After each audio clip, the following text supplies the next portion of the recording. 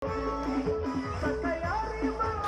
tengah penerapan pemberlakuan pembatasan kegiatan masyarakat, Bupati Donggala, Sulawesi Tengah, Kasman Lasa, terekam kamera asyik berjoget dan berkerumun bersama warga di acara hajatan.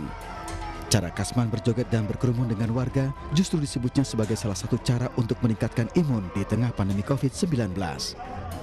Namanya masing-masing daerah dia punya variasi untuk mau menerjemahkan namanya COVID itu. Tidak harus semata-mata dibawa di rumah sakit. Tidak harus semata. Nah, orang dibawa di rumah sakit juga saya juga perintahkan sama dokter, sama kepala bawa hibur mereka. Ternyata tidak ada, kosong. Rumah sakit Tambu kosong. Tinggal 4 kalau tidak salah. Tambu. Iya. Jadi begitu, Pak. Tidak usah kita larang. Sebaliknya, aksi heroik dilakukan oleh Wakil Bupati Kendal, Jawa Tengah, Windu Sudo Basuki yang menjadi relawan pemakaman COVID-19. Dengan APD lengkap, Wakil Bupati Kendal, Windu Sudo Basuki bersiap untuk bergabung dengan tim pemakaman COVID-19 Kabupaten Kendal. Basuki bahkan berjanji mendatangi warganya yang kesusahan dan meninggal dunia sebagai bentuk terima kasih sudah mendukungnya menjadi Wakil Bupati Kendal.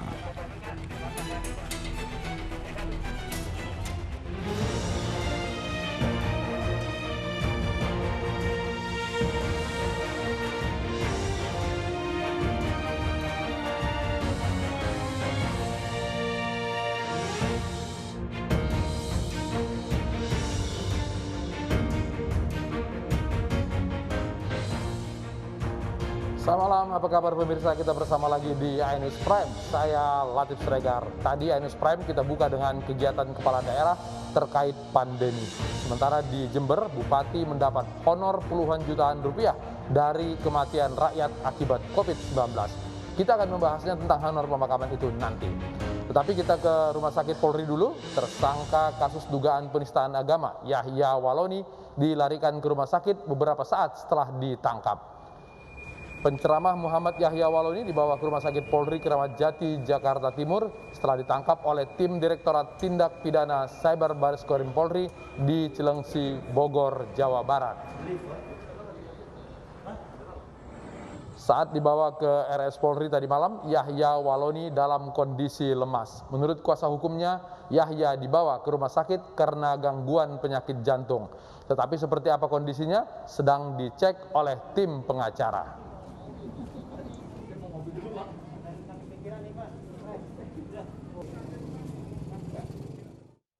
4 warga meninggal akibat longsor di Karo, Sumatera Utara. Longsor yang disebabkan hujan lebat menyebabkan 4 rumah rusak parah.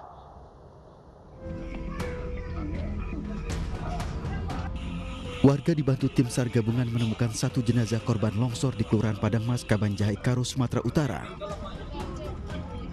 Korban ditemukan teridentifikasi bernama Dewi Manurung, tertimbun material longsor di dalam rumah.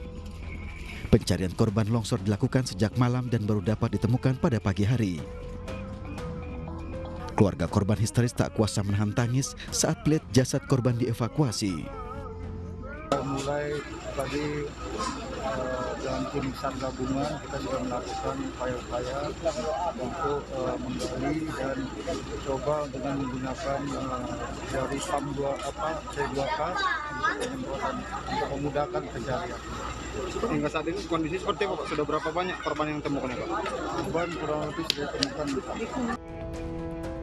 Hingga kini petugas bersama warga masih mencari 1 korban yang masih tertimbun longsor. Total korban akibat bencana longsor terdapat 9 orang. 4 orang alami luka-luka. Sebelumnya longsor pada Kamis malam menerjang Kecamatan Kabanjahe, Karo, Sumatera Utara. Longsor terjadi setelah hujan lebat dan mengakibatkan 4 rumah warga hancur. Karena belum membayar insentif atlet, puluhan mahasiswa di Kendari menyegel kantor KONI Sulawesi Tenggara. Penyegelan dilakukan dengan mencoret dinding kantor KONI.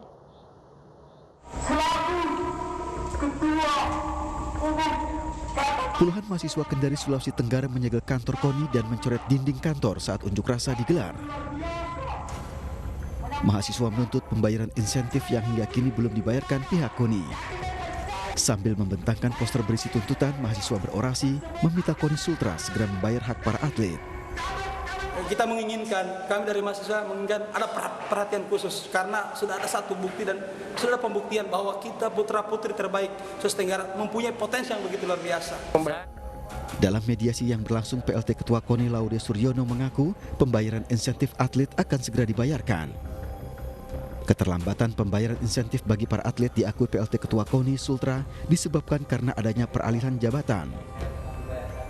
Sebelumnya puluhan atlet dan pelatih PON Sulawesi Tenggara dikabarkan belum menerima insentif uang saku selama 4 bulan sejak menjalani pemusatan latihan.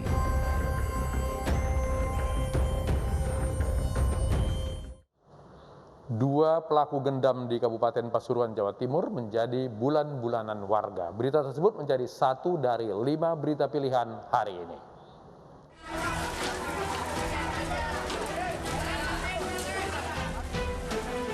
Kebakaran menghanguskan 5 rumah warga di Jalan Swadaya, Pesing, Poklar, Cengkareng, Jakarta Barat.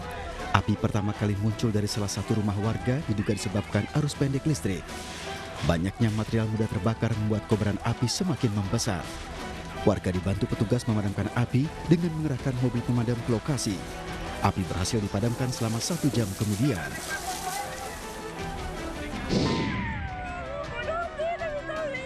Seorang pengendara sepeda motor yang terlibat kecelakaan tewas terbakar bersama motornya di Jalan Poros Limbung, Kecamatan Bajeng, Kabupaten Goa, Sulawesi Selatan.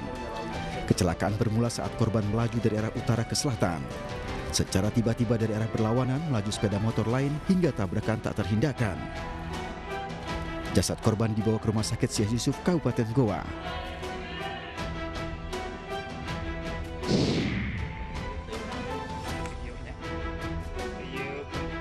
Seorang warga ditemukan tewas tersengat jebakan tikus di pesawahan di Patok Besi, Subang, Jawa Barat. Korban merupakan warga Banyusari, Karawang, Jawa Barat. Menurut warga, jebakan listrik di areal persawahan sudah lama dilakukan oleh petani saat padi mulai berbuah.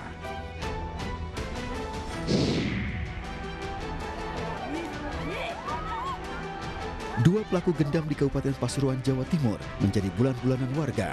Tak hanya melampiaskan ke pelaku, warga juga merusak kendaraan yang ditumpangi oleh kedua pelaku.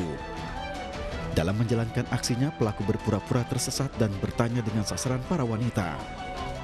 Aksi pelaku terbongkar saat masuk ke halaman rumah warga dengan gerak-gerik yang mencurigakan.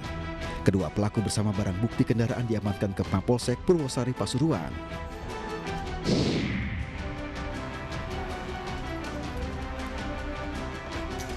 Sebuah mobil ambulans terlibat kecelakaan beruntun di Bogor, Jawa Barat.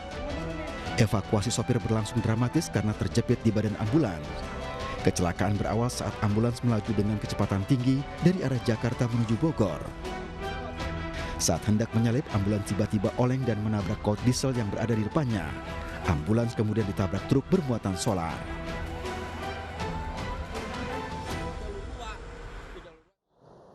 Bupati Jember menerima uang 70 juta rupiah dari hasil pemakaman jenazah korban COVID-19. Kami akan membahasnya bersama narasumber kami hanya di iNews Prime. Tetap di iNews Prime.